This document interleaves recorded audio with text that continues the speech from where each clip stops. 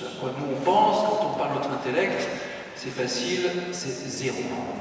L'intelligence artificielle ne comprend pas, n'a aucune notion de ce que c'est qu'un concept, n'a aucune culture. Et pas de quotient intellectuel mesurable pour l'instant?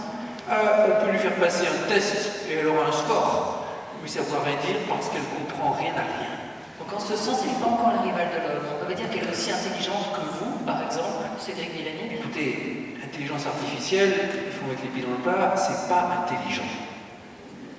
C'est très très fort pour certaines choses. Et ces choses, c'est trouver des corrélations, arriver à trouver une information cachée dans une pile de données monstrueuses, trouver d'un coup des ressemblances, identifier que telle chose ressemble à telle autre, tout ça, elle sait faire. Mais elle n'a aucune idée de ce dont il s'agit. On lui demande de reconnaître une image de cancer et elle sait reconnaître très précisément et aussi bien qu'un humain à peu près. Et dans le cas de l'alliage avec un humain, les deux ensemble font beaucoup mieux. En tout cas, reconnaître très précisément si la tumeur est dangereuse ou pas. Mais elle n'a aucune idée de ce que c'est qu'une tumeur, aucune idée de ce que c'est qu'un malade, aucune idée de ce que c'est que la souffrance. On l'a entraîné à reconnaître des choses extrêmement précisément et elle le fait mieux que nous.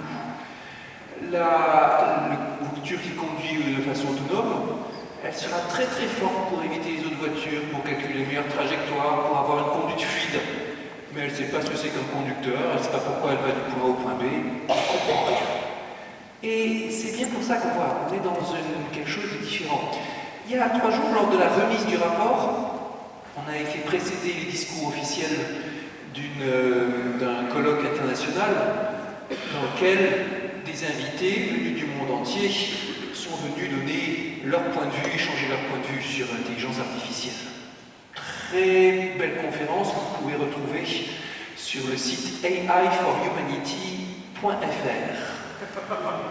J'ai trop faire la publicité aussi pour le On mettra le lien sur le site franceculture.fr, toutes les références. Peut-être qu'on mettra un lien sur votre site aussi.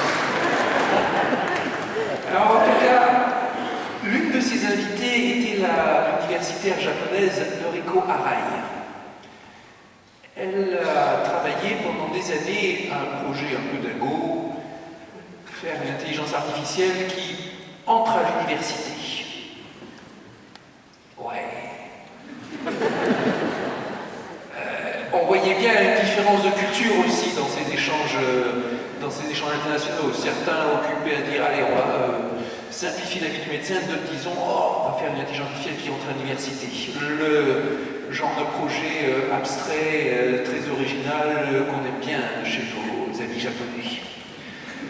Et elle a fait cette intelligence artificielle avec son équipe qui se classe dans le top 1% des étudiants japonais en mathématiques, qui passent le concours d'entrée à 70% des universités japonaises, qui se débrouille bien, qui est bien mieux que la moyenne.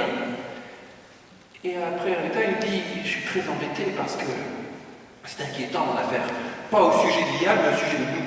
Parce que mon intelligence artificielle ne comprend rien à rien, qui n'a aucune idée de ce que c'est qu'un concept, une idée. Elle arrive quand même à passer les concours d'entrée. Certains de nos étudiants échouent, donc il y a un problème avec nous. Mais il faut qu'on revoie notre